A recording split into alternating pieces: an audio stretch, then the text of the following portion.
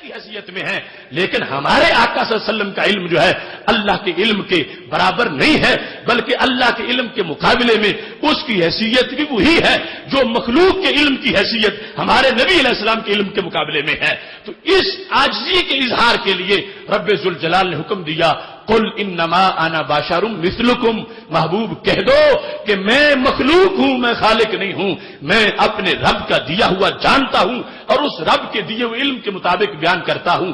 میری باتیں سن کے، غیب کی خبریں سن کے میرے بارے میں کوئی کبھی الہ ہونے کا تصور نہ کرے، میں الہ نہیں ہوں، میں الہ کا بندہ ہوں اور الہ کے دیے ہوئے سے لوگوں کے سامنے علوم کی باتیں ظاہر کرتا رہتا ہوں۔ اب اس مقام پر کشاف کے اندر جو زمخشری کی تفسیر ہے، انہوں نے جس وقت اس آیت کریمہ کا ذکر کیا تو ساتھ رسول اللہ صلی اللہ علیہ وسلم کی یہ حدیث شریف بھی لکھ دی۔ آج جس کو لوگ نورانیت کی نفی میں پیش کرتے ہیں تو زمخشری تو کہتے ہیں جو بندہ یہ پڑھے یہ آیت، رب ذوالجلال اسے بھی ایک قسم کا مانوی نور عطا فرما دیتا ہے۔ یہ زمخشری کی تفسیر میں جو فنی طور پر بڑی اہم تفسیر سمجھی جاتی ہے، اس میں لکھا ہے، کہتے ہیں کہ رسول اللہ صلی اللہ علیہ وسلم نے ارشاد فرمایا، من قرأ عند مضجعه قل انما انا بشر مثلکم، جس بندے نے سوتے ہوئے رات کو اپنی چارپائی پہ یہ آیت پڑھ لی، قل انما انا بشر مثلکم، تو کیا ہوگا؟ کان له من مضجعه نور یتلألأ الى مکہ، تو اس کی چارپائی سے لے کر مکہ شریف تک ایک نور کی چادر تان دی جائے گی، اس جگہ سے لے کر مکہ شریف تک۔ حسب ذالک النور ملائکہ، تو اس نور کے اندر فرشتے ہوں گے، یصلون علیہ حتی یقوم، جب تک یہ بندہ بیدار نہیں ہوگا اس وقت تک وہ فرشتے اس کے لیے دعائیں مانگتے رہیں گے۔ وَإِن كَانَ مَضْجَعُهُ بِمَكَّةَ، اور اگر مکہ کا رہائشی ہے اور وہ یہ آیت پڑھتا ہے تو پھر کان لہو نورا یتلألأ من مضجع الى البیت المعمور، تو پھر اس کی چارپائی سے لے کر بیت المعمور تک ساری فضا نور سے بھر جائے گی، وہاں فرشتے ہی فرشتے نور کی مخلوق موجود ہوگی جو اس کے لیے دعائیں مانگتے رہیں گے۔ حسب ذالک النور ملائکہ یصلون علیہ حتی یستیقظ، جب تک بیدار نہیں ہوتا وہ فرشتے اس کے لیے دعائیں مانگتے رہتے ہیں۔ لوگوں نے اسے اندھیرے کے لیے پڑھا، لوگوں نے اسے نور کی نفی کے لیے پڑھا، مگر حدیث نے بیان کیا کہ یہ تو ایسا نور ہے، اس میں تو اتنی نورانیت ہے کہ اگر ایک انسان پاکستان میں رہتا ہے چارپائی پہ سوتے وقت اس آیت کو پڑھ لے گا، اس بشریت کی آیت کی نورانیت یہ ہے، اس کی چارپائی سے لے کر مکہ شریف تک فضا نور سے بھر جائے گی، اور اگر مکہ شریف میں ہے تو پھر وہاں سے لے کر آسمانوں پہ جو فرشتوں کا قبلہ بیت المعمور ہے وہاں تک پوری فضا جو ہے وہ نور سے بھر جائے گی، وہ نور فرشتوں کا ہوگا اور وہ فرشتے اس کے لیے دعائیں مانگتے رہیں گے جب تک وہ بیدار نہیں ہوتا، اس وقت کے لیے نور اس کا معاون بن جائے گا۔ تو پتہ چلا لوگوں نے جس چیز کو اندھیرے کے لیے استعمال کیا قرآن نے اسے سویرے کے لیے بیان کیا ہے، اور آج صبح کے وقت اس سویرے کی بات جو ہمارے حصے میں رب کی توفیق سے آئی ہے، یہ وہی سویرا ہے جو اسلام کی شکل میں آج بھی دنیا میں موجود ہے، اور سید عالم نور مجسم شفیع معظم صلی اللہ علیہ وسلم کی نورانیت اس نور کو ہر طرف تقسیم کر رہی ہے۔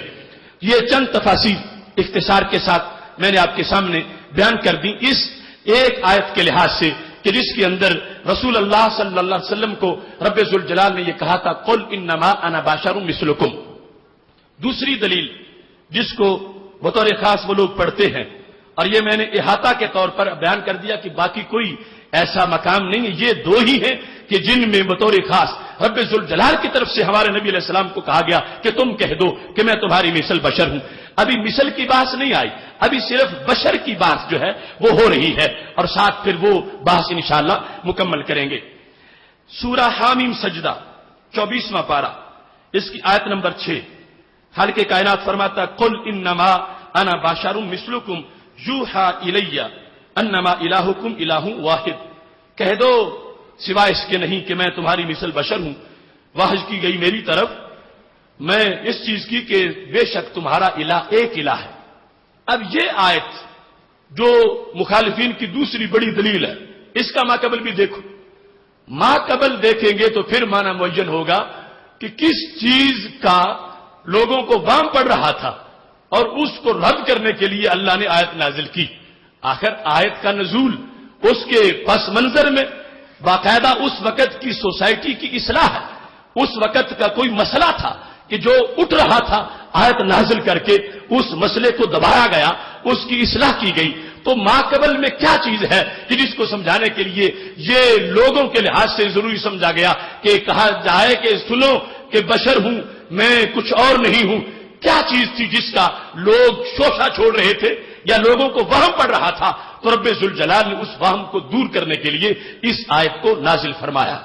یہ آیت بھی اور اس کا ماقبل بھی آپ کسی جگہ کسی مقام پر بلا جھجک اور بلا کسی روک ٹوک کے اس کو بیان کر سکتے ہیں. ان کا ترجمہ لے کر ان سے کہہ دو یہ پہلے پڑھ لو، اور پہلے کا مطلب واضح کر رہا ہے کہ رب ذوالجلال یہ کہہ کے کہ بشر ہیں کیا چیز بتانا چاہتا ہے. اس سے پہلے آیا کریمہ کیا ہے؟ وَقَالُوا قُلُوبُنَا فِي أَكِنَّةٍ مِّمَّا تَدْعُونَا إِلَيْهِ وَفِي آذَانِنَا وَقْرٌ وَمِن بَيْنِنَا وَبَيْنِكَ حِجَابٌ فَاعْمَلْ إِنَّنَا عَامِلُونَ قُلْ إِنَّمَا أَنَا بَشَرٌ مِثْلُكُمْ. یہ ماقبل آیت ہے. آیت میں کیا ہے؟ آیت میں ذکر ہے کہ جب رسول اللہ صلی اللہ علیہ وسلم نے قرآن پیش کیا فَأَعْرَضَ أَكْثَرُهُمْ فَهُمْ لَا يَسْمَعُونَ، تو بہت سے مشرکین نے اعراض کیا، وہ سنتے ہی نہیں تھے. آپ فرماتے کہ اللہ کا یہ فرمان ہے، وہ چھلانگے لگا کے بھاگ جاتے تھے. آگے بہانہ کیا کرتے تھے کہ ہم تقریر تمہاری نہیں سنیں گے؟ بہانہ کیا کرتے تھے؟ بہانہ ان کا ذکر ہے قرآن مجید میں. وقالو، وہ کہتے تھے یا انہوں نے کہا قلوبنا فی اکنۃ مما تدعونا الیہ. بہانہ قریش مکہ نے یہ کیا کہ اللہ کے نبی ہمیں تمہاری تقریر کی سمجھ نہیں آتی، جو تم تقریر کرتے ہو ہمیں سمجھ نہیں آتی، اس واسطے ہم اٹھ جاتے ہیں، تمہاری محفل اٹینڈ نہیں کرتے. کیوں؟ قلوبنا فی اکنہ، ہمارے دل ہیں پردوں میں، مما، اس چیز سے، تدعونا الیہ، جس کی طرف تم ہمیں بلاتے ہو وہ مطلب ہمیں سمجھ ہی نہیں آتا. کیوں نہیں آتا؟ وفی آذاننا وقر، ہمارے پر کانوں میں ڈانٹ ہے، ٹینٹ ہے، پردے ہیں.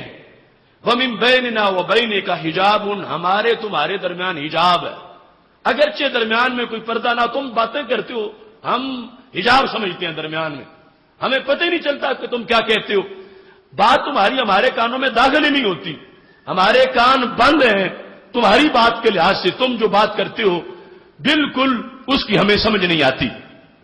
تو پھر کہنے فعمل اننا عاملون، تم اپنے گھر رہو ہم اپنے گھر رہتے. مطلب یہ ہے کہ کفار مکہ نے نبی علیہ السلام کو تبلیغ سے روکنے کے لیے ایک پلاننگ کی کہ جب کریں تقریر تو یوں سمجھو کہ جیسے ان کی کوئی بات سمجھ نہیں آ رہی. تو یہ ان کا مزاج، اور اس چیز کو واضح کر رہے تھے، اس چیز کو بیان کر رہے تھے اپنے رد عمل سے کہ تم کوئی اور مخلوق ہو، ہم کوئی اور مخلوق ہیں. اس بات کو چھوڑ کے قطع نظر اگر یہ تقریر جو اس وقت میں کر رہا ہوں میں بھینسوں کے باڑے میں کر رہا ہوتا تو اب مجھے اس چیز کی امید نہیں تھی جس چیز کی امید تم سے ہے. میری بات سن رہے ہو، سمجھ رہے ہو، اس پر بول رہے ہو، سر ہلا رہے ہو، تمہارے چہرے سے لگ رہا ہے کہ تمہیں بات کی سمجھ آ رہی ہے. یہی تقریر اگر میں بھینسوں کے باڑے میں کر رہا ہوتا تو اس چیز کی مجھے کبھی توقع نہیں تھی. کیوں؟ میری جنس اور ہے، بھینس کی جنس اور ہے، اور سمجھنے سمجھانے کے لیے ایک جیسا ہونا ضروری ہے. تو قریش مکہ یہ باور کرا رہے تھے اللہ کے نبی تم انسان ہی نہیں ہو، ہم انسان ہیں، تمہاری اور جنس ہے ہماری اور جنس ہے، تم بولتے ہو تو ہمیں لگتا ہی نہیں کہ ہم سے بول رہے ہو، تمہاری باتیں ہمارے کانوں میں داخل ہی نہیں ہوتی، ہمارا تمہارا آپس میں کوئی ربط ہی نہیں ہے. بات سمجھنے سمجھانے کے لیے کوئی آپس میں مناسبت ہونی چاہیے. ہم کیسے تم سے متاثر ہوں؟ ہماری تمہاری تو کوئی مناسبت ہی نہیں ہے، کیونکہ تم اور مخلوق ہو ہم اور مخلوق ہیں. جس وقت ان بدبختوں نے یہ کہا تو اللہ نے فرمایا قل انما انا بشر مثلکم، محبوب نے بتاؤ کہ یہ بہانے مت کرو، میں کوئی اور مخلوق نہیں، میں انسانی بولی ہی بول رہا ہوں. اب دیکھو قرآن مجید برہان رشید کے ماقبل میں کتنی وضاحت ہے اور کیسے مفہوم واضح ہے کہ جو بیماری تھی علاج تو اس کا کرنا ہے، جو ایشو تھا علاج تو اس کا کرنا ہے، جو بہانہ مشرکین مکہ بنا رہے تھے علاج اس کا کرنا ہے. اور آیت میں اس کو سمجھنا کوئی مشکل نہیں ہے، کیونکہ وہ کہتے ہیں وَقَالُوا قُلُوبُنَا فِي أَكِنَّةٍ مِّمَّا تَدْعُونَ إِلَيْهِ، ہمارے دل پردے میں ہیں، تمہاری بات دل میں نہیں داخل ہوتی، اور فِي آذَانِنَا وَقْرٌ، اور کانوں میں ہمارے ڈانٹ ہیں، وَمِن بَيْنِنَا وَبَيْنِكَ حِجَابٌ، اور تم سامنے بول رہے ہو تم ہمیں نظر ہی نہیں آتے، تم بولتے ہوئے نظر ہی نہیں آتے. یعنی انہوں نے حد درجے کا انکار کر دیا، وجود کا ہی انکار کر دیا. تم سامنے بولو تم نظر ہی نہیں آتے، تمہاری آواز کان میں داخل ہی نہیں ہوتی، تمہاری بات دل میں پہنچتی نہیں، تو پھر ہم تمہارا کلمہ کیسے پڑھ لیں؟ تم کوئی اور مخلوق ہو، ہم کوئی اور مخلوق ہے. اللہ نے فرمایا ان بدبختوں کو کہو انما انا بشر مثلکم، رب نے تمہاری بہتری کے لیے ہی تو نور کو بشر کا لباس پہنایا ہے، تمہیں سمجھانے کے لیے کہ تم کوئی بہانہ نہ کر سکو اور تم اس طرح کی باتیں نہ کر سکو. اور یہ تم جھوٹ بولتے ہو کہ میں جب تقریر کروں میں تمہیں نظر نہیں آتا، میں نظر آتا ہوں تمہیں. تم جھوٹ بولتے ہو کہ میری باتیں تمہارے کانوں میں داخل نہیں ہوتی، تم جان کے اس بات میں نکمے بنے ہوئے ہو. تمہارا دل رحمی ہے، میری باتیں تمہارے کانوں میں داخل ہوتی ہیں اور تمہارے دل پر بھی ایسی کوئی سیل مور نہیں لگی ہوئی کہ آگے بات جا نہ سکے، چونکہ وہ تو چند تھے، باقی کے دلوں میں تو بات پہنچتی تھی. تو رب ذوالجلال نے ان کے بہانے کا جواب دینے کے لیے، جو بہانہ میں نے اپنی طرف سے نہیں گھڑا کہ کہیں سے اٹھا کے لے آیا ہوں، وہ بہانہ قرآن بیان کر رہا ہے. آیت سے پہلے آیت میں ذکر ہی اس چیز کا ہے، لہذا جو بیماری ہو علاج اس کا ہوتا ہے، جو سوال ہو جواب اس کا ہوتا ہے، جو کسی کا دعویٰ ہو مقابلہ اس کا کیا جاتا ہے. قل انما انا بشر مثلکم سے پہلے قریش مکہ یہ دعویٰ کر چکے تھے نبی تم بولو تو نظر نہیں آتے، تمہاری بات ہمارے کانوں میں داخل نہیں ہوتی، تمہاری بات ہمارے دل اس سے پردے میں ہے. اور خلاصہ کیا ہے؟ تم مخلوق اور ہو، ہم مخلوق اور ہیں، کسی اور کو جا کے امتی بناؤ، ہمیں امتی مت بناؤ. تو اللہ نے فرمایا ان کو کہو نہیں میں بھی انسان ہوں، تم بھی انسان ہو، میں تمہاری والی بولی بول رہا ہوں تجھے سمجھانے کے لیے. تو مطلب کیا بنا کہ رب ذوالجلال نے ان کا وہ بہانہ چور چور کر دیا اور اپنے نبی علیہ السلام کی جو شان ہے کہ یہ انسانیت کی رہنمائی کے لیے آئے ہیں اور ان کی باتیں کانوں کو چبھتی نہیں، کانوں کو مٹھاس دیتی ہیں اور دلوں میں اترتی ہیں. تو رب ذوالجلال نے قل انما انا بشر مثلکم کہہ کے اپنے نبی علیہ السلام کے بہترین انداز تبلیغ کا ذکر فرما دیا ہے. اب دیکھو کہاں وہ جو آج ان لوگوں کو خواب آیا ہے کہ قل انما انا بشر مثلکم یہ پڑھتے ہیں کس مطلب میں کہ نبی کہہ دو میں نور نہیں ہوں. اب قریش مکہ کا مسئلہ نور والا تھا. قریش مکہ کی اس ماحول میں کوئی جھگڑا یہ چلا ہوا تھا، صحابہ تو نور مانتے ہیں اور جو کفار ہیں وہ سرے سے اطلاق ہی نہیں کر رہے اور سمجھ ہی نہیں رہے، ایمان ہی نہیں لا رہے اور بالکل دن کی روشنی میں اتنے منکر ہو گئے ہیں. کہتے ہیں وَمِن بَيْنِنَا وَبَيْنِكَ حجاب، تم بولو درمیان میں پردہ پڑ جاتا ہے، تم نظر ہی نہیں آتے ہوئے گفتگو کرتے ہوئے ہم کیسے سمجھ جائیں؟ تم نظر آؤ، تمہاری بولی ہمارے کانوں میں جائے، پھر ہم سوچیں کہ تمہارا کلمہ پڑھنا ہے یا نہیں پڑھنا. تم نظر نہیں آتے، تمہاری بات کانوں میں داخل نہیں ہوتی. تو اب جواب میں جو آیت آئی ہے اس کا مطلب کیا بنے گا؟ اے قریش مکہ یہ محبوب نظر آتے ہیں، یہ بولیں تو ان کی آواز انسانی ہے، یہ تمہارے سامنے بولیں تو تم ویسے نہیں، تم بھی انسان ہو، تمہاری بات ان کے کانوں میں داخل ہوتی ہے. یہاں تبلیغ کرنے والے میں اور تبلیغ جن کو کی جا رہی ہے وہ مناسبت موجود ہے، آپس میں دو جدا جدا مخلوقات نہیں، ایک ہی نوع انسانی کے لحاظ سے تبلیغ کی جا رہی ہے. لہذا خالق کائنات جل جلالہ نے قریش مکہ کا وہ جو بہانہ تھا اس بہانے کو دور کرنے کے لیے آیت نازل کر دی کہ میرے محبوب علیہ الصلوۃ والسلام کہہ دو انما انا بشر مثلکم، میں نہ فرشتہ ہوں نہ جن ہوں کہ تم کہو کہ تم نظر نہیں آتے. اب کیا مطلب بنا؟ نہ میں فرشتہ ہوں نہ میں جن ہوں. اگر میں جن ہوتا پھر بھی تم بہانا کرتے تو درست تھا کہ چونکہ جن ہے یہ تبلیغ کر کے چلے جاتے ہمیں پتہ ہی نہیں چلتا. اگر میں فرشتہ ہوتا پھر بھی تم بہانا کر دیتے کہ چونکہ فرشتے ہیں ہمیں ان کی بولی کا پتہ ہی نہیں چلتا اور تقریریں کر کے چلے جاتے ہیں. پر نہ میں فرشتہ ہوں نہ میں جن ہوں، میں وہ حقیقت ہوں کہ بولوں تو چہرہ بھی نظر آتا ہے اور کانوں کو آواز بھی سنائی دیتی ہے. اب دیکھو کتنا ظلم و ستم ہوا آج کہ لوگوں نے اپنی گھڑی ہوئی چیز پر کھینچ کے قرآن کو فٹ کر دیا، اپنے باطل عقیدے پر قرآن کا غلاف چڑھانا چاہا اور پھر غلاف چڑھا کے اپنی بد عقیدگی کو قرآن قرار دینا چاہا. ہم یہ چاہتے ہیں کہ یہ پردہ چاک کیا جائے اور واضح کیا جائے اور اس اسلوب قرآن سے کہ دور جانے کی ضرورت نہیں. آیت قرآن پڑھو کہ پہلے کس چیز کا ذکر ہے، کس چیز کی بات ہو رہی ہے اور کس چیز کے لحاظ سے بتایا جا رہا ہے. خود بخود بات واضح ہو جائے گی کہ رب ذوالجلال بتانا کیا چاہتا ہے اور اس کی حیثیت کیا ہے.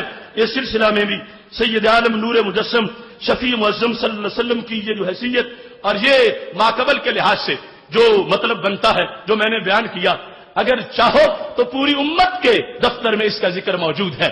وہی ابن جریر کی تفسیر جو اس امت کی پہلی تفسیر معصور ہے. اس آیت کے تحت ابن جریر نے کیا لکھا؟ کہتے ہیں رب ذوالجلال فرما رہا ہے قل یا محمد لہؤلاء المعرضین، اے میرے نبی یہ جو بگھوڑے بن کے تجھ سے بھاگ رہے ہیں ان کے لیے تم کہہ دو. کس طرح ان کو کہو ما آنا الا بشر من بنی آدم مثلکم فی الجنس والصورت والحیۃ لست بملک. انہیں کہو میں فرشتہ نہیں میں انسان ہوں، میں فرشتہ نہیں میں انسان، میں فرشتہ نہیں میں انسان. اب یہ ابن جریر اس قل انما انا بشر مثلکم کا معنی یہ نہیں کر رہے کہ کہہ دو میں مٹی کا بنا ہوا ہوں. بھئی مٹی کے لحاظ سے تو کوئی پوچھ ہی نہیں رہا تھا اور جھگڑا نور کے لحاظ سے کسی کے انکار کا تھا ہی نہیں. بات یہ تھی کہ مشرکین مکہ کہتے تھے تم اور مخلوق ہو ہم اور مخلوق ہیں، تمہاری جنس اور ہماری جنس اور تم ایسی چیز ہو کہ نظر نہیں بات کرتے آتے. تو اللہ تعالیٰ نے فرمایا قل انما انا بشر مثلکم لست بملک. اب بشر کہہ کے نفی کس کی؟ فرشتہ ہونے کی. میں بشر ہوں میں فرشتہ نہیں ہوں، میں بشر ہوں میں جن نہیں ہوں. اب بشر کہہ کے یہ نہیں کہا کہ میں مٹی کا ہوں میں نور کا نہیں ہوں. یہ ہے سب سے بڑا فتور جو آیات قرآن پر واردات کر کے آج لوگ پیش کر رہے ہیں.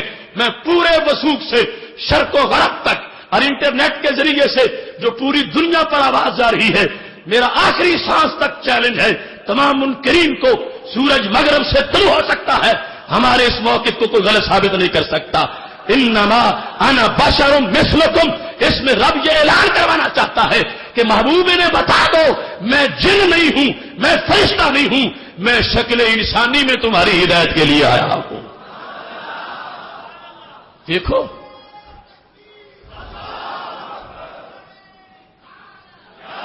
یہاں چونکہ ٹائم مختصر ہے یقیناً تمہارے جذبات ہیں، لیکن یہ جذبے اپنے ظاہر کرو وہاں جا کے سکولوں میں کالجوں میں، وہاں جہاں اندھیرے پھیلائے جا رہے ہیں، وہاں دکانوں کے تھڑوں پر اور گلیوں بازاروں کے چوکوں میں جہاں قرآن پڑھ کر مفہوم قرآن پہ واردات کی جا رہی ہے، ان لوگوں کو شرح صدر کے ساتھ سر اٹھا کے اور سینہ تان کے یہ پیغام پہنچا دو کہ اب ان اندھیروں کا وقت زیادہ نہیں رہے گا.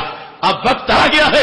ادارہ صراط مستقیم کی تعلیمات جو قرآن سنت کی تشریحات کا ایک گلدستہ ہے، اسی مقصد کے لیے ہی یہ پلیٹ فارم بنایا گیا تھا کہ جتنے بھی ہیلا ساز ہیں ان کی ہیلا سازیوں کے پردے چاک کر کے دین کا وہ چہرہ پیش کیا جائے جو صفہ والوں نے لوگوں کو دکھایا تھا. لہذا آپ یہ بلا جھجک اور بلا روک ٹوک جسے چاہیں اور جس کے سامنے آپ یہ جا کر میرا دعویٰ پیش کر سکتے ہیں کہ قل انما انا بشر مثلکم کو پڑھ کے یہ مانا کرنا کہ میں مٹی کا ہوں میں نور نہیں ہوں، یہ کسی کا فطور ہو سکتا ہے، یہ قرآن مجید کا نور نہیں ہو سکتا، قرآن مجید کا سبق نہیں ہو سکتا. قرآن مجید میں اس مقام پر یہ مسئلہ ذکر نہیں ہے کہ کل انما انا بشر مثلکم کا یہ مطلب ہو کہ میں نور نہیں ہوں، میں مٹی کا ہوں، اس کا مطلب یہ ہے قریش مکہ تم بہانے کر کے بھاگنا چاہتے ہو اور میری تبلیغی صلاحیتیں ان کا انکار کر کے تم اپنے کفر پہ پردہ ڈالنا چاہتے ہو کہ اگر حضرت محمد صلی اللہ علیہ وسلم اچھی تبلیغ کر لیتے ہوتے تو ہم کلمہ پڑھ لیتے، چونکہ یہ سمجھا نہیں سکتے ہم اس واسطے کلمہ نہیں پڑھ رہے۔ بدبختو میری تبلیغ کا انکار مت کرو، مجھے رب نے بڑا فصیح اللسان بنایا ہے، میں تمہیں نظر بھی آتا ہوں، میری بات سمجھ بھی آتی ہے، چور تمہارے دل میں ہے جو جس کی وجہ سے تم کلمہ نہیں پڑھ رہے، اگر اس چور کو نکالو گے تو تمہیں پتہ چلے گا کہ میری تبلیغ کے کتنے زیادہ اثرات موجود ہیں۔ یہ ابن جریر نے جو بیان کیا اسی بات کو دیگر مفسرین نے بھی بیان کیا اور متعدد مقامات پر اس چیز کو واضح کر دیا گیا کہ سید عالم نور مجسم شفیع معظم صلی اللہ علیہ وسلم جس وقت ان لوگوں کو یہ تبلیغ کر رہے تھے تو اس کا مطلب یہی تھا۔ اب دیکھو یہ امام بیضاوی ہے، اب جو میں نے تمہید بیان کی یہ تمام ائمہ اس سے یعنی وہی بات کرتے ہیں، یہ نہیں کہتا کہ میری بات کرتے ہیں، میں یہ کہتا ہوں کہ وہ قرآن کی بات کرتے ہیں۔ قرآن نے جو اسلوب سکھایا ہے اس اسلوب پر، قرآنی اسلوب کو صرف جو بندہ پڑھ لیتا ہے اور ماقبل کو دیکھ لے اسے پتا چل جائے گا کہ تفسیر کی کسے جاتی ہے اور سمجھی کیسے جاتی ہے۔ یہ 5ویں جلد ہے تفسیر بیضاوی کی، جس وقت اس آیت پہ آتے ہیں قل انما انا بشر مثلکم، یہ جو حامیم السجدہ والی ابھی میں نے پڑھی ہے تو امام بیضاوی اس کی تشریح میں کیا لکھتے ہیں، کہتے ہیں لست ملکا، میں فرشتہ نہیں ہوں، یعنی قل انما انا بشر مثلکم کا معنی کیا بنا کہ نبی علیہ السلام کیا بتانا چاہتے ہیں، لست ملکا، میں فرشتہ نہیں، ولا جنیہ، میں جن بھی نہیں، کہ لا یمکنکم التلقی منہ، اگر میں فرشتہ ہوتا یا جن ہوتا تو پھر تمہارے لیے فیض حاصل کرنا ممکن نہ ہوتا، پھر تم بہانہ بنا لیتے کہ چونکہ جو نبی ہیں وہ جن ہیں یا وہ فرشتے ہیں ہم ان سے فیض کیسے پائیں۔ فرمایا بدبختو میں نہ جن ہوں اور نہ میں فرشتہ ہوں، لہذا میں تو شکل انسانی بھی ہوں اس لیے کہ میں بولوں تو تمہیں سمجھ آئے، تمہیں فیض دلوانے کے لیے ہی تو رب نے مجھے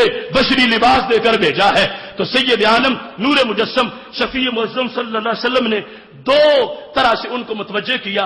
امام بیضاوی نے دونوں چیزیں بیان کی، پہلے تو فرمایا ایک ہے میری حیثیت، دوسرا جو میں پیغام دے رہا ہوں اس کی حیثیت، تم اس کے لحاظ سے کہتے ہو میں سمجھ نہیں آتی، نبی علیہ السلام کا جو قول ہے آیت قرآن ہے اس کا مطلب کیا بنا، فرمایا لست ملکا ولا جنیہ، نہ میں فرشتہ ہوں نہ میں جن ہوں، اگر فرشتہ یا جن ہوتا پھر تمہارا بہانہ صحیح تھا کہ ہمیں ان کی تبلیغ سمجھ نہیں آتی، پھر فرمایا ولا ادعوکم الی ما تنبو عنہ العقول والاسماء، اور نہ ہی جو میں دعوت دیتا ہوں وہ عقلوں سے ماورا ہے، میں کہتا ہوں رب ایک ہے یہ بات عقل کو سمجھ آتی ہے، میں کہتا ہوں میں اس کا رسول ہوں اس بات عقل اس کو تسلیم کرتا ہے۔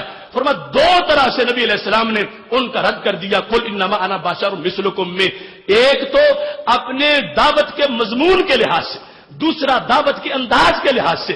فرمایا انداز میرا مشکل نہیں اور مضمون بھی میرا مشکل نہیں، انداز بھی میرا بڑا آسان ہے اور جو کچھ میں پڑھاتا ہوں وہ بھی بڑا آسان ہے۔ اب تمہاری مشرکین مکہ بدبختی ہے کہ تم ٹال رہے ہو مجھے اور میری بات پر توجہ کی بجائے تم کہتے ہو تم نظر نہیں آتے۔ قل انما انا بشر مثلکم کا معنی کرتے ہوئے امام بیضاوی لکھ گئے، اس کے سوائے ایک لفظ بھی نہیں لکھا، وہ مٹی کی بات اس کا تصور بھی کہیں موجود نہیں ہے۔ امام بیضاوی نے لکھا کہ نبی علیہ السلام فرماتے ہیں نہ میں فرشتہ ہوں نہ میں جن ہوں، میں تو بشر ہوں، میری باتیں تمہیں سنائی دیتی ہیں اور پھر جو میں بیان کرتا ہوں وہ چیز بھی ماورائے عقل نہیں ہے کہ عقل کی اپروچ میں ہی نہ ہو، جو میں بتاتا ہوں عقل کو سمجھ بھی آتی ہے، لہذا تمہارے بہانے ختم ہیں۔ اب اگر تم نے کلمہ نہ پڑھا تو پھر ڈائریکٹ جہنم میں جاؤ گے، تمہاری کوئی معذرت نہیں ہوگی قیامت کے دن، کوئی بہانہ نہیں مانا جائے گا، اس واسطے کہ میں نے انما انا بشر مثلکم کہہ کے تمہارے سارے بہانے ختم کر دیے ہیں۔ یہ انداز قرآن مجید برہان رشید میں ان دو آیات کے لحاظ سے اختصار سے میں نے آپ کے سامنے پیش کیا، اگرچہ اس پر تفاسیر کے حوالہ جات بہت زیادہ ہیں لیکن وقت کے اختصار کے پیش نظر چونکہ چند ضروری باتیں ابھی باقی ہیں میں نے یہ بات اب دوسری آیت کے لحاظ سے آپ کے سامنے پیش کر دی، اور یہ وہ تفسیر ہے کہ جو قرآن خود کرتا ہے اور ماقبل بیان کر رہا ہے، اور یہ ہر جگہ ان لوگوں کے سامنے پیش کر دو کہ جنہوں نے یہ تصویر پکائی ہوئی ہے، اور انما انا بشر مثلکم، اس سے وہ ہر جگہ اپنی بدعقیدگی جو ہے اس کو چھپانے کے لیے آیات کو پڑھتے ہیں۔ آیات سچی ہیں، آیات میں کوئی شک نہیں، آیات پر ہمارا پورا یقین ہے، آیات ہمارا ایمان ہے، لیکن ان سے جو کچھ وہ بیان کرتے ہیں وہ ان کی خرافات ہیں، وہ ان کی گھڑی ہوئی باتیں ہیں، ان کا قرآن سے کوئی تعلق نہیں ہے۔ اہل سنت و جماعت کے دل وہ سرائے ہیں کہ جن میں وہ عقیدہ رہتا ہے جو عقیدہ صوفہ سے چل کے آیا ہے۔ تو مثل کا لفظ بولا گیا، تو جہاں مثل آ جائے تو اس کا مطلب یہ نہیں ہوتا کہ ہر لحاظ سے فلاں چیز فلاں کی مثل ہے، ہمہ جہت مثلیت نہیں ہوتی۔ آج ہمارے ہاں المیہ یہ ہے کہ لوگ ان آیات کو پڑھنے کے بعد آگے من مانیاں کرتے ہیں اور پھر کہتے ہیں ان کے بھی دو ہاتھ ہیں، ہمارے بھی دو ہاتھ ہیں، ان کے بھی دو قدم ہیں، ہمارے بھی دو قدم ہیں، پھر کہتے ہیں انہوں نے بھی شادی کی، ہم نے بھی شادی کی، معذاللہ پھر آگے جب مزید بڑھتے ہیں کہتے ہیں وہ بھی بھول گئے، ہم بھی بھول گئے، انہوں نے بھی غلطی کر دی، ہم نے بھی غلطی کر دی۔ تو یہ ایک پورا انہوں نے ایک گردان پکائی ہوئی ہے، جس سے مقصد کیا ہے؟ غیروں کا مقصد پورا کرنا، کہ نبوت کو بالکل ایک سمپل سا مقام بنا کر، سطحی سا انسان بنا کر پیش کر دیا جائے، تاکہ لوگوں کے دلوں میں جو وقار نبوت ہے وہ دور ہو جائے اور لوگوں کے یقین کو لوٹنا آسان ہو جائے۔ اس سلسلہ میں زیادہ لمبی بات نہیں کرتا، لیکن میں یہ واضح کرنا چاہتا ہوں کہ مثل کا مقصد یہ نہیں تھا جو یہ لوگ بیان کرتے ہیں۔ مثل کہنے کا مطلب یہ تھا کہ لوگوں مجھے کبھی بھی رب نہ کہنا، جیسے تم رب کے بندے ہو میں بھی رب کا بندہ ہوں، جیسے تم مخلوق ہو میں بھی مخلوق ہوں، جیسے تمہیں رزق رب دیتا ہے ایسے مجھے بھی رزق رب دیتا ہے۔ اب یہ صورتحال ہے، چونکہ رسول اللہ صلی اللہ علیہ وسلم کے جب کمالات ظاہر ہوتے ہیں، اور ابھی زمانہ پہلے عیسائیت اور یہودیت کا گزرا ہوا ہے، اور مزاج ان کا کیا ہے کہ نبیوں کی شان ظاہر ہو جائے تو ان میں سے کوئی کہتا ہے اللہ کا بیٹا، کوئی کہتا ہے اللہ ہے۔ رب ذوالجلال نے واضح کیا کہ محبوب تمہارے کمالات ہیں سب سے زیادہ، وہ جتنے انبیاء کرام علیہ السلام کے اجتماعی تھے وہ تمہارے اکٹھے ہیں۔ تمہارے ان کمالات کو دیکھ کر جس وقت کوئی ادھر بڑھنا چاہے گا تو پھر اسے پہلے ہی سمجھا دو کہ اس حد سے آگے نہیں جانا، سب کچھ میرے پاس ہے مگر میں اللہ نہیں ہوں، میں اللہ کا بندہ ہوں۔ مجھے رب نے بہت کچھ دیا کہ جس کا تم تصور بھی نہیں کر سکتے، مگر میں بشر ہوں تمہاری مثل، کہ جیسے تم مخلوق ہو میں بھی مخلوق ہوں، تم رب کے بندے ہو میں بھی رب کا بندہ ہوں۔ اس طرح کی چیز سمجھانا مقصود تھا، یہ نہیں تھا کہ قیامت تک کے بے لگام خطیب تقریریں کرتے پھرے دیکھو نبی بھی بھول گیا، ہم بھی بھول گئے، انہوں نے بھی غلطی کی، ہم نے بھی غلطی کی، انہوں نے بھی گناہ کیا، ہم نے بھی گناہ کیا۔ معاذ اللہ، مثل کہنے کا مطلب امتی کا قد نبی کے ساتھ برابر کرنے کا نہیں تھا، مثل کہنے کا مطلب امتی کو نبی کی سیٹ پر بٹھانا نہیں تھا، مثل کہنے کا مطلب امتی کو نبی کے لحاظ سے ہم پلہ بنانا نہیں تھا۔ مثل کا مقصد یہ تھا کہ یہ رب کے بندے ہیں اور اللہ تبارک و تعالیٰ کا عظیم فضل ان پہ نازل ہوتا رہتا ہے۔ اب اس مقصد کے لیے قرآن مجید برہان رشید کی دوسری آیت کریمہ سامنے رکھو۔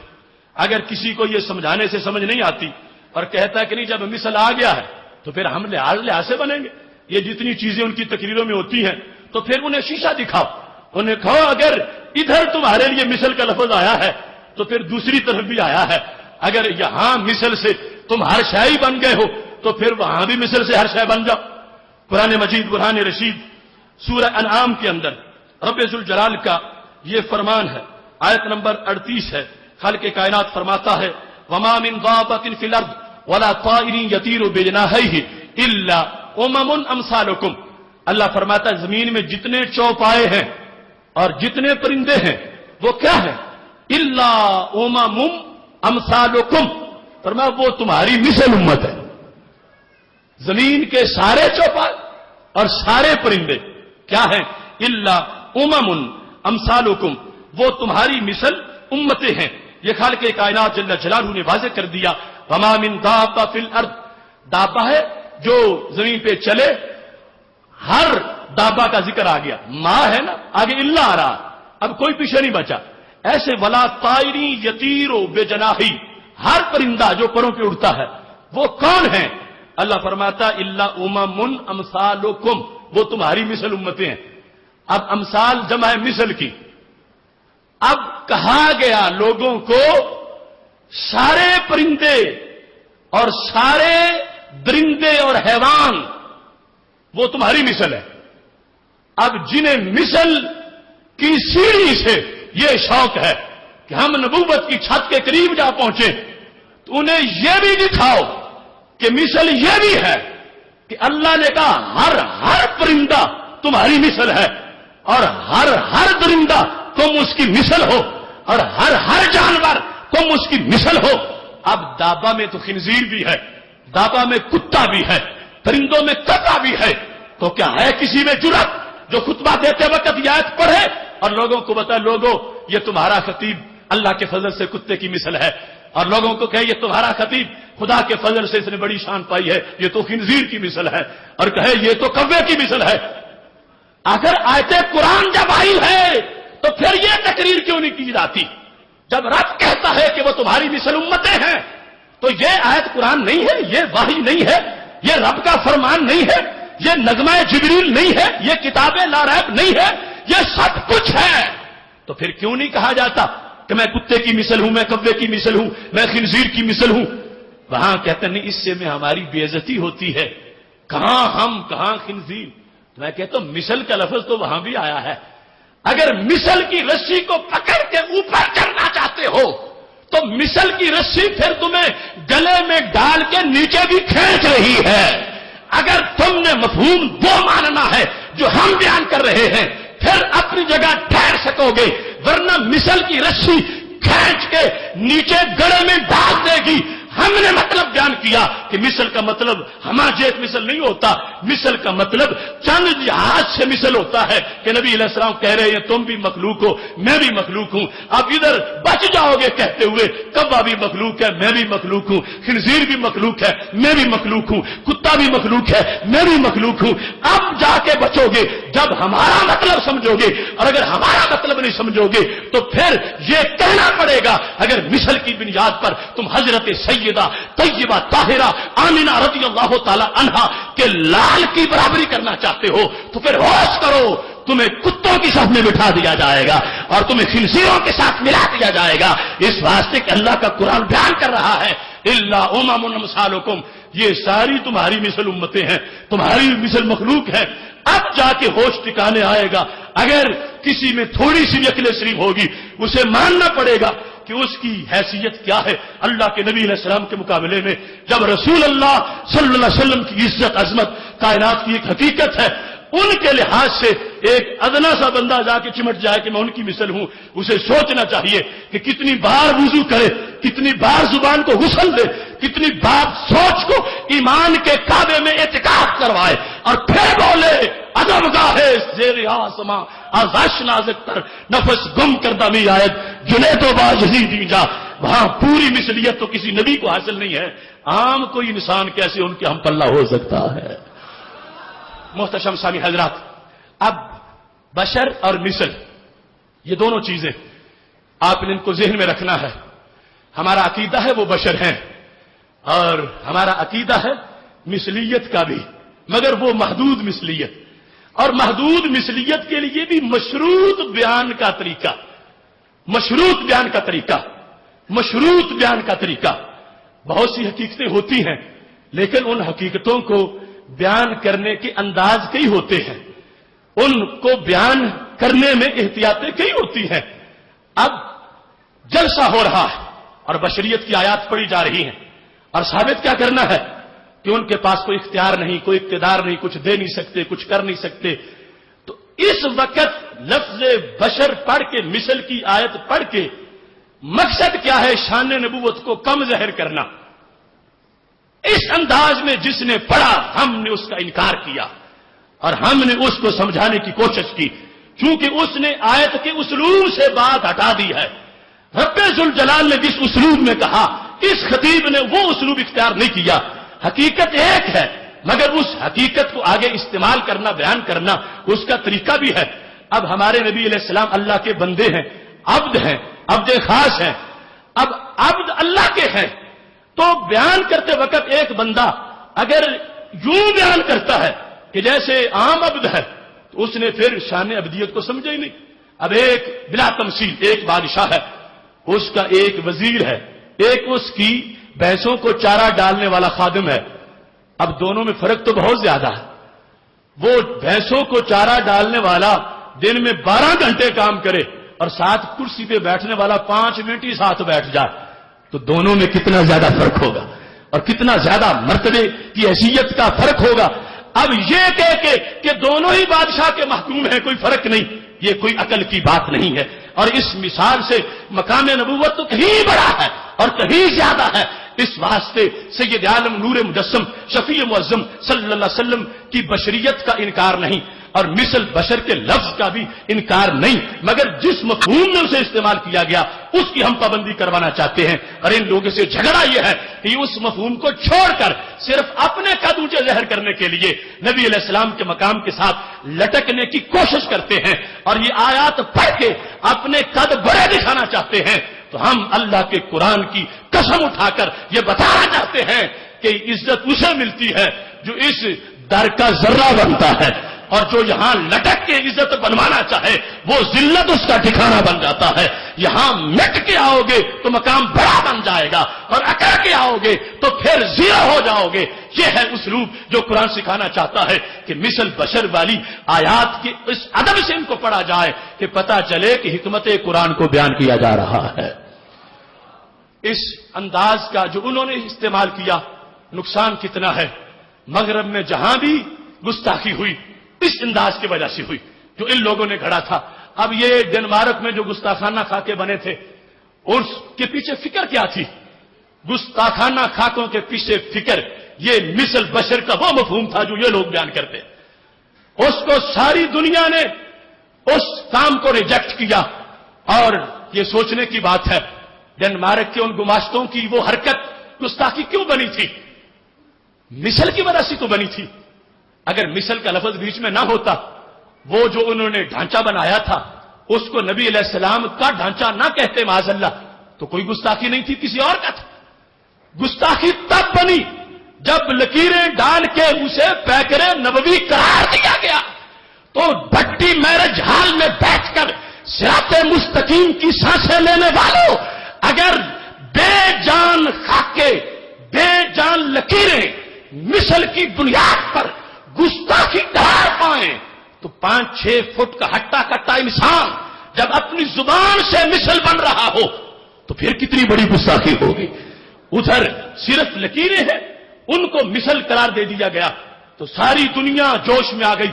ہر جگہ کرب محسوس ہوا کہ یہ کیسے ہو سکتا ہے کہ یہ تصویر ہمارے نبی علیہ السلام کی ہو، ان کی مثل سے کہا جائے، اس ڈھانچے کو پیکر نبوت کے ساتھ ملایا جائے، یہ کیسے ہو سکتا ہے؟ حالانکہ وہ لکیریں تو نہیں بولی تھی، وہ تو چپ لکیریں تھیں، کہنے والے نے کہہ دیا تھا. تو جو خود بولے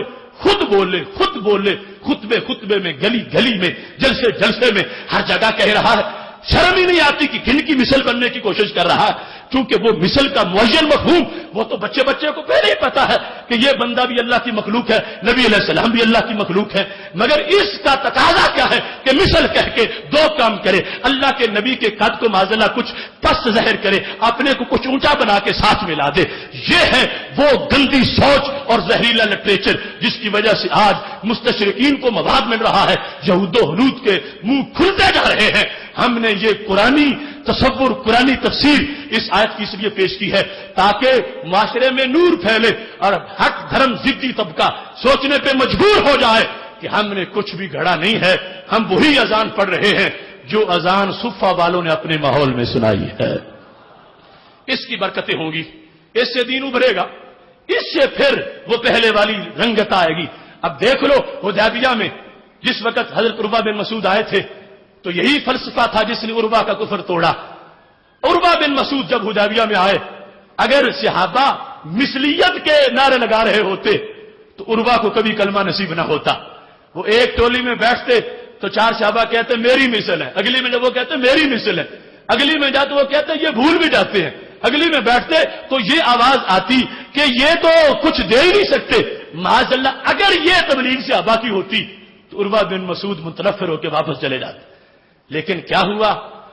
عروہ بن مسعود نے دیکھا، قریش مکہ کو بتایا، ان تغنخم النبی نخامۃ الا وقعت فی کف رجل منهم فدلک بها وجهه وجلده. اے قریش مکہ، میں جن سے مل کے آیا ہوں وہ اپنے نبی کو اتنا بے مثل مانتے ہیں، ان کے لعاب کو بھی ماتھے پہ لگاتے ہیں. پھر جا کے عروہ کو کلمہ نصیب ہوا.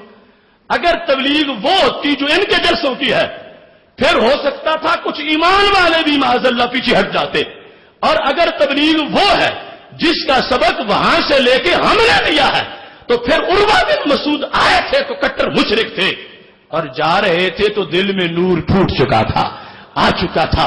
کیوں آیا تھا؟ کہ صحابہ کرام علیہم رضوان ہاتھ پہ لعاب دہن لے کے جب انہوں نے ماتھے پہ لگایا تھا تو انہوں نے عروہ کو پوری کتاب پڑھا دی تھی.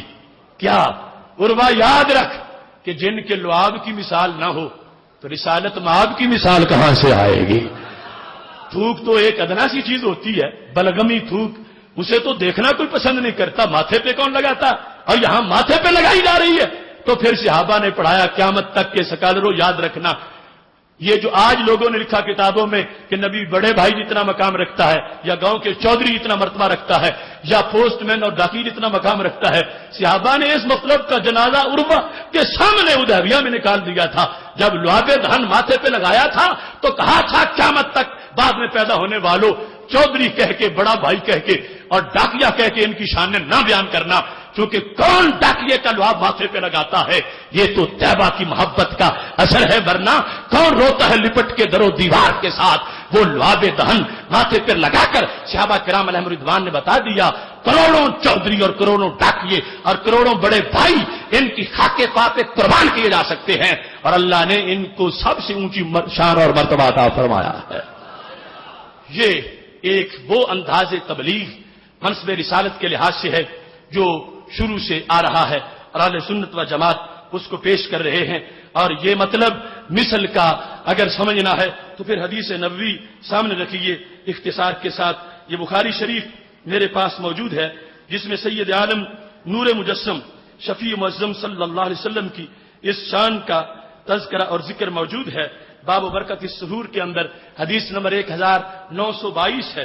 ہمارے نبی علیہ الصلوۃ والسلام نے جب دیکھا کہ کچھ صحابہ مسلسل روزہ رکھنا شروع ہو گئے ہیں اور پوچھنے پر کہتے ہیں محبوب چونکہ تم خود رکھتے ہو تو ہمیں پھر رکھنے میں حرج کیا ہے؟ ہم نے بھی شروع کر دیا. تو نبی علیہ السلام نے فرما دیا لستو کہیاتکم، لستو کہیاتکم، میں تمہاری مثل تو نہیں ہوں. تم نے اپنے جسم کو میرے جسم جیسا سمجھ لیا کہ جو میں برداشت کر سکتا ہوں تم بھی کر سکو گے؟ ارے نہیں، تم اور ہو، میں اور ہوں. اب مثل کا مطلب پتا چلا کہ مثل بشر کہنے کا مقصد کیا تھا. جو مضمون سمجھانا تھا وہ سمجھا دیا، اور جو فرق بتانا تھا وہ فرق بھی بتا دیا. اور دوسرے نمبر پر مقام پر 7242 حدیث ہے بخاری کی، اس میں کہا ایوکم مثلی، کون ہے تم میں جو میری مثل ہو؟ تم میں سے کوئی میری مثل نہیں ہے. ایوکم میں پتہ ہے کون بیٹھے تھے؟ وہ اتنے اونچے کہ ہمارے جیسے کروڑوں ان کے گھٹنے تک نہیں پہنچ سکتے. وہ صدیق اکبر، وہ فاروق اعظم، وہ عثمان غنی، وہ حیدر کرار، وہ طلحہ و زبیر، وہ سعد و سعید، وہ معاذ بن جبل، وہ حضرت ابی بن کعب، وہ حذیفہ بن یمان، وہ زید بن ثابت رضی اللہ تعالی عنہم. ایسے جلیل القدر لوگوں کو خطاب کر کے میرے محبوب علیہ السلام کہہ رہے تھے تم میں کوئی میری مثل نہیں ہے، اللہ نے مجھے بے مثال پیدا فرمایا ہے. محتشم سامعین حضرات، یہ حقیقت جس کا انکشاف ہم نے نہیں کیا، شروع سے ہوتا آیا ہے. آج صرف ہماری اس وقت کی ڈیوٹی ہے کہ ہم لوگوں کو اس بات کی طرف متوجہ کر دیں جو شروع سے ہر دور میں امت کا سبق رہا ہے. لیکن یہاں یہ بات بھی بڑی قابل غور ہے کہ ہمارا جو عقیدہ ہے اس کے بیان میں بھی لوگ کتنی خیانت کرتے ہیں. ہمارا کوئی بچہ بھی ایسا نہیں کہ جو انما انا بشر مثلکم پر ایمان نہ رکھتا ہو. بڑا تو بڑا رہ گیا، مفتی تو مفتی رہ گیا، حافظ قاری تو اپنی جگہ رہ گیا، بچہ بھی اس پر ایمان رکھتا ہے لیکن بے لگامی سے روکتا ہے کہ آیت کو گستاخی کا ذریعہ مت بناؤ اور بولنے میں انداز کو سامنے رکھو. اب دیکھو، ایک بندہ اپنی امی کو باپ کی بیوی کہہ کے بھی بلاتا ہے اور دوسرا اپنی امی کو والدہ کہہ کے بلاتا ہے، تو حقیقت تو ایک ہی ہے مگر بیان کا فرق تو بہت زیادہ ہے. وہ گستاخ شمار ہوگا جو کہے اے میرے باپ کی بیوی، اور وہ ادب والا ہوگا جو کہے اے والدہ محترمہ، اے میری امی جان، جبکہ مضمون تو ایک ہی ہے حقیقت جس کو بیان کیا جا رہا ہے۔ اس واسطے یہ چیز بھی بلا تمثیل ذہن میں رکھنی چاہیے کہ یہ نہیں کہ جو ذکر ہو گیا اس کو انداز بھی اسی میں اپنی طرف سے بیان کرنا شروع کر دو۔ انداز کے لحاظ سے ہم نے پابندی ضرور کروائی کہ مثل کی رٹ لگا کر اپنے غلط انداز میں اس مضمون کو بیان مت کرو، مگر عقیدہ ہمارا تو ہر جگہ ہم نے اس کو واضح کیا ہر دور میں کہ بشریت اتفاقی عقیدہ ہے۔ لیکن اس سلسلہ میں بڑے افسوس سے یہ سید مودودی کی تفہیم القرآن میرے سامنے موجود، لوگ کہتے ہیں یہ کسی کو کچھ نہیں کہتے، میں کہتا ہوں کہ کسی کا کچھ چھوڑتے بھی نہیں ہے اور سب کچھ مٹا دیتے ہیں۔ اب دیکھو یہ بشریت والا عقیدہ بیان کرتے وقت اس شخص نے ہمیں کتنی بڑی گالی دی اور کتنا بڑا مذاق کیا۔ آج تک اہل سنت کی تاریخ میں ایک انسان بھی ایسا نہیں ہے کہ جس نے وہ ترجمہ کیا ہو جو اس شخص نے کر کے ہمارے متھے لگا دیا اور ہمارے بارے میں اس کو بیان کر دیا۔ یہ اس کی پہلی جلد ہے جس کے اندر یہ آیت کریمہ وَإِنَّ مِنْهُمْ لَفَرِيقًا يَلْوُونَ أَلْسِنَتَهُمْ بِالْكِتَابِ، اہل کتاب میں ایک گروہ ایسا ہے کہ جو زبان ٹیڑھی کر کے وہ بات کتاب میں بیان کر دیتے ہیں جو نہیں۔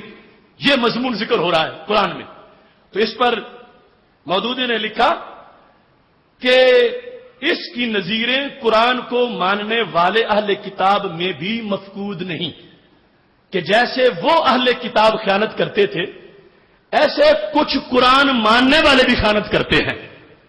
اہل کتاب ہمیں کہہ کے کہا ان میں بھی اس خیانت کی مثالیں مفقود نہیں، اب بھی ایسی خیانتیں کی جا رہی ہیں کہ جو بات قرآن نہیں اسے قرآن بنا کے کچھ قرآن والے یعنی اس امت کے لوگ وہ چیزیں پیش کر رہے ہیں۔ اس پر آگے اس نے لکھا مثلا بعض لوگ جو نبی کی بشریت کے منکر ہیں، آیت قل انما انا بشر مثلکم میں انما کو انما پڑھتے ہیں۔ اب پہلے نمبر پر تو اس نے کہا جو بشریت کے منکر ہیں، یہ جھوٹ اور کتنا بڑا، سفید بھی سیاہ بھی، کتنا بڑا جھوٹ۔ پوری امت میں ملت میں کسی ایک نے بشریت کا اہل سنت میں انکار کیا ہی نہیں، اور اس نے منکرین بشریت کہہ کر، حالانکہ لوگ کہتے بڑا براڈ مائنڈڈ ہے کسی کو کچھ کہتا نہیں، اب کفر کی گالی دینا کسی کو یہ چھوٹی گالی ہے؟ جو منکر بشریت ہے وہ تو کافر ہے، وہ تو منکر قرآن ہے، اور اس نے ہمیں منکر بشریت کہہ کر کہ نبی علیہ الصلوۃ والسلام کی بشریت کا انکار کرنے والے کیسے انکار کرتے ہیں؟ کہتا ہے یہ لفظ ہے نا انما، جس کا مطلب ہے سوائے اس کے نہیں یا صرف، تو وہ کہتا ہے کچھ لوگ اس کو جدا جدا کر کے پڑھتے ہیں۔ اب جدا کر کے پڑھیں گے، ان علیحدہ ہوگا، ما علیحدہ ہوگا، اب ما کا معنی نہیں بن جائے گا، نفی والا بن جائے گا، اب سارا ایت کا مطلب ہی ختم ہو جائے گا۔ تو وہ کہتا ہے کچھ لوگوں نے اس طرح کیا، انا کو علیحدہ پڑھا، ما کو علیحدہ پڑھا، اور ترجمہ یہ کیا اے نبی کہہ دو کہ تحقیق نہیں ہوں میں بشر تم جیسا، نہیں ہوں میں بشر تم جیسا۔ اب یہ ترجمہ کر کے ہمارے ذمہ لگا رہا، ہمارے کسی مترجم نے جو امام ہے تو اپنی جگہ رہے، یہ آج کے چھوٹے چھوٹے علم والے خطیب بھی کوئی ایسا تمہیں نہیں ملے گا کہ انما انا بشر مثلکم کا وہ ترجمہ کرے جو مودودی نے کر کے ہمارے ذمہ لگا دیا کہ اے نبی کہہ دو کہ تمہیں تحقیق نہیں ہوں میں بشر تم جیسا، نہیں ہوں میں بشر تم جیسا۔ یہ تحریف قرآن ہے، یہ تبدیلی قرآن ہے، اور اہل سنت میں سے یہ کسی نے ترجمہ نہیں کیا، اور اہل سنت میں اس ترجمے کی گالی دینا یہ بہت بڑا ستم اور بہت بڑا ظلم ہے۔ اور اس موضوع میں میں نے شروع سے لے کر آخر تک وضاحت کر دی کہ ہم بشریت کے قائل ہر دور میں پوری تاریخ میں ہمارا ہر ترجمہ اٹھا کے دیکھ لو، ہر تفسیر دیکھ لو، ہر تشریح دیکھ لو، اس میں یہی ہے قل انما انا بشر مثلکم، کہہ دو میرے نبی کہ نہیں ہوں میں مگر بشر تمہاری مثل، سوائے اس کے کہ نہیں کہ میں تمہاری مثل بشر ہوں۔ بشریت کے اس بات کے ساتھ ترجمہ کیا گیا ہے، اور آگے ماقبل کو دیکھ کر اور اسلوب کو دیکھ کر ساری حیثیت کو بیان کیا گیا ہے۔ لہذا یہ اس طرح کے ہیں مفہوم قرآن پہ واردات کرنے والے لوگ کہ بظاہر کتنا ایک پارسائی کا اپنی طرف سے لباس بھی پہنا ہوا ہے، اور یہ کہ ہم کھلے دماغ والے ہیں، ہم کسی کو کچھ نہیں کہتے، اور اندر سے کتنا بغض کتنا حسد ہے، اور منکرین قرآن کا تانا دے کر ہمیں پوری ملت کو پھر آگے غلط ترجمہ اپنی طرف سے کر کے کیا جا رہا ہے۔ اب دیکھو ہر بندہ تو نہیں جانتا، اس کے سامنے معتقدات نہیں ہیں، اس کے سامنے صفحہ سے لے کر آج تک کی اہل سنت کی تاریخ نہیں ہے، وہ تو پڑھ کے کہے گا کہ یہ لوگ بریلوی یہ کیسے ہے کہ جنہوں نے قرآن ہی بدلا ہوا ہے اور کتنے غلط ترجمے کیے ہوئے ہیں، جبکہ ہمارے کسی سوئے ہوئے نے بھی ایسی نہیں بات کی، جاگتے تو ویسے ہی جاگتے ہیں۔ اس بنیاد پر ایسے لوگوں کے ستم جو ہے ان کا حساب بھی باقی ہے، اور انہیں اس بات پر پیغام دے رہے ہیں ہم کہ جہاں جہاں ان کی چوریاں ہیں ہماری نگاہوں کے قافلے وہاں تک پہنچ چکے ہیں۔ انشاءاللہ وقت وقت پر ہر جگہ سے یہ ثابت کیا جائے گا کہ کس کس نے مسلح کے روپ میں فساد کے حربے استعمال کیے، کس کس نے رہبر کے روپ میں قوم کو لوٹا اور اس ملت کے دین ایمان پر ڈاکے ڈالے۔ انشاءاللہ وقت دور نہیں ہے، چراغاں ہو رہا ہے، صبح آ گئی ہے اور آسماں ہوگا سحر کے نور سے آئینہ پوش، پھر ظلمت رات کی سیمافتہ ہو جائے گی، پھر دلوں کو یاد آ جائے گا پیغام سجود، پھر جبین خاک حرم سے آشنا ہو جائے گی، شب گریزہ ہوگی آخر جلوہ خورشید سے، یہ چمن معمور ہوگا نغمہ توحید سے۔ وآخر دعوانا ان الحمد للہ رب العالمین۔